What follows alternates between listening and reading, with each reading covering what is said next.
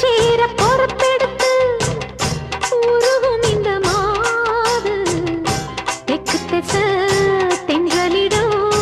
தினமும் விடும் தூது அம்மன் கோயில் சில எழுது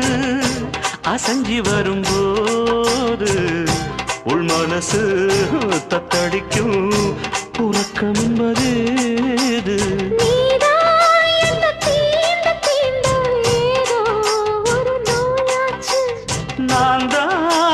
சீண்டி சீண்டி பார்த்து ரொம்ப நாளாச்சு கொஞ்சம் இடம் கொடுத்த பச்சை கொடி பிடிச்சா எத்தனையோ வித்தைகளை இப்பவே நீ காட்டிடுவே